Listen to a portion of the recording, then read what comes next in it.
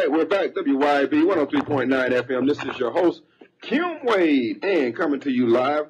And we have on the line with us Mr. Robert Hartzog, and he's here to inform us about a situation regarding our career schools and how the federal government is making a move through its policies that's going to harm people getting education in non-traditional settings, I guess, where you're not going to a four-year school. I want to welcome Mr. Hartzog. How you doing, sir? Good. Thanks so much for having me on, Kim. Well, it's good to have you on. I understand now there's an attack on career schools across the nation, and it's coming out of the Department of Education. Tell us exactly what's going on. Well, the department has taken a little bit of a wrong-headed approach in trying to really constrict the amount of choice that non-traditional students have. And unfortunately, they've masked it in let's be concerned about student debt, but yet they're not concerned about student debt or around the rest of higher education. So, which is a lot more, I'm certain. Yeah, and not only that, but in times when unemployment is as high as it is, those that need education to get out of those unemployment lines are generally the ones that are going to career schools. And unfortunately, this regulation will really hamper that and is aimed at the exact wrong segment of the population right now, given our economic times, and certainly in Mississippi and across the South. And we're talking with Robert Hartzog.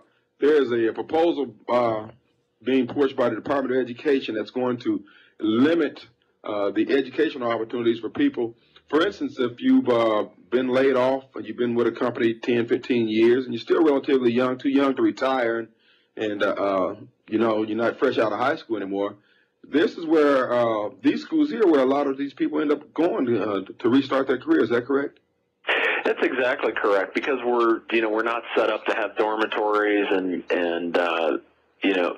many mid-career changers, and our model is really based on helping students exactly like what you talk about, that are mid-career and are coming back to try and be retrained and want to get back into the workforce and love the model of really serving the students. Right. And so where are we in the process of them trying to implement this new proposal? Yeah, it's a great question. As far as we know, the department is going to issue this within the next 30 to 45 days. The secretary has made many statements that they're going to try and get this out prior to the end of May. So we're going to ask as many people as possible, whether it be in Jackson or here in Indianapolis or across the country, to continue to talk to your elected representatives and send messages into President Obama and Secretary Duncan to really hold back and stop on what is a lot of misguided policy. We're talking with Robert Hartzog. And now, Robert, is there a place where they can go, a website where they can get more information on what's going on here? There is, yeah. It's SaveStudentChoice.org. Student Access, Student Choice is a group of coalition that I'm involved with a number of other private sector colleges across the United States, that people would be able to log on and really be able to find a lot more information other than what we talk about here in 4 or 5 minutes. So what we're talking about, the proposal seems, the gist of it seems to be that they're going to limit the funds that are available for somebody, say, going to cosmetology school, barber school, or hotel career in the luxury resort industry, things like that, gaming industry. Exactly. Chef school. What they're saying is that students who want to go to a career or private sector college won't be able to, and would have to go to another institution. We think that academic choice is pretty fundamental to the United States, and something we feel is that if somebody has a good experience at Antonelli or ITT or Virginia College, they should be able to choose those institutions. Oh, absolutely. And because, I mean, this is ironic, because on one hand you're hearing the need for these type of alternative educational choices for kids who don't finish high school and get their GED, and then they're not desirous of going to a four-year institution. And yet these schools here are the perfect landing place for kids like that, or for people like that. Yeah, that's what's so troubling about it and hard to figure out, because you're exactly right. And to the earlier point, in economic times like these, we should exactly be investing in the kind of institutions that can help retrain people into the tourism industry, into the beauty industry, because you know the economics. For every level of degreed education that someone obtains post-high school, the economics in a lifetime of their earnings are just insurmountable. It helps their family, and it will, over the long term, pay off. And it's inarguable that in times like these, we need more people with more education. Absolutely. And we're talking with Robert Herzog. The website is SaveStudentChoice.org. The federal government, the Department of Education, is looking at it's effectively defunding the career colleges like Virginia College, Antonelli, and places like that, where they offer careers where you can go and get within 9 months or 2 years, get you a degree that's allow you to go out into the marketplace and become employed. Is that pretty much what we're looking at? That's exactly right. That's a good summation, Kim. Well, again, down here in Mississippi, we do have a lot of cosmetology students who have gone through and gone on and gotten their own shops and doing well for themselves. They're not dependent on the government dime, and the government seems to be making it where they want more people dependent, standing there with their hand out, unable to take care of themselves. I can't get my head around this. Yeah, boy, I wish I could either. And I've been trying to get my head around it for almost, it seems like 8 months now, and it is a little troubling. And all that we can do is, as you know, as shows like yours are about, is get people informed and try to get them active in the political process. They have to speak up and use their voice. Well, I was back in the 70s. I was the recipient of a scholarship to go to a school called Control Data. At the time, there was IBM, Honeywell, and Control Data were the top 3 mainframes computer makers, and they trained their own students. They had their own schools, kind of like ITT, and they had a placement rate. I mean, they pretty much guaranteed if you came out the front door, you were going to get a job. They were going to, and we got placed. I got placed before the course even ended. And so it was that's exactly right. It's all based on outcomes. Yeah. How can students today, with a degree that they're interested in, that are relevant to the beauty, cosmetology degree program, whether it be in tourism, that can actually get them a job that's relevant to today, and do it quickly. And that's what's needed. Fosters their learning. That's what's needed when we see these plants shutting down and the workers have to retool themselves, and the junior colleges certainly feel a need there. Now, is this any way possibly conflicting with the junior college, and this is part of the junior college organizations who want to see you guys limited? Is anything like that happening?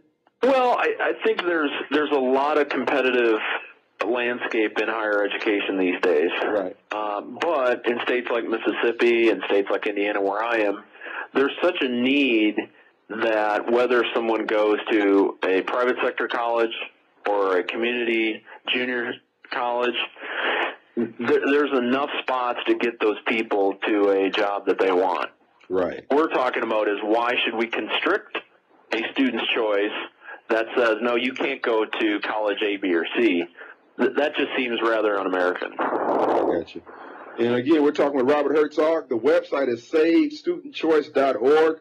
There's an attempt to limit is it the funding of the schools, or is it the scholarships and the loans for the students who want to attend the school? Yeah, it's ultimately for the students, the funds that they would use to pay for tuition at A, B, or C college. Right. Yeah. And the institutions, really, the impact on the institutions would be having to get out of certain programs and not be able to offer them. Wow. And because, this seems more like meddling than anything else. Again, it's a matter of student choice. The marketplace would have weeded out these schools if they weren't doing their job, or the students weren't happy with it for whatever reason. The customer, if you will. That's exactly right. And again, that website is SaveStudentChoice.org. If you're looking at, to my listeners out there, if you're looking at going into learning automotive, or you're going into the hotel industry, or the what do they call, not the hotel industry, what do they call the hospitality restaurant industry? Yes. And your choices will be limited in terms of your scholarship availability to go to these schools. And so what are they going to do? They're going to just limit it to like 2-year and 4-year institutions? Is that the game plan? Or apparently? I think ultimately, students would have to choose different institutions than private sector colleges or some of the cosmetology schools that you have in Mississippi and in Jackson. So are there other alternatives? It depends upon the market, and they certainly won't have the ability to get to those degrees at a graduation rate compared to some of the schools that are within the career college sector. Do you have any idea how many schools we're talking about nationwide that fits into the category that would be affected by this? Because I know here in the city of Jackson, I can think of about 4 schools that would fall under that. Yeah, there's roughly 3.2 million students across the United States that attend private sector colleges and universities. Wow.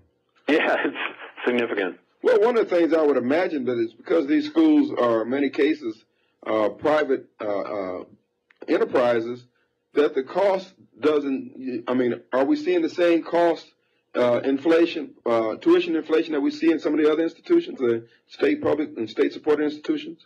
Well, the cost is higher because it's not subsidized by state or local funds, right? It is a private institution.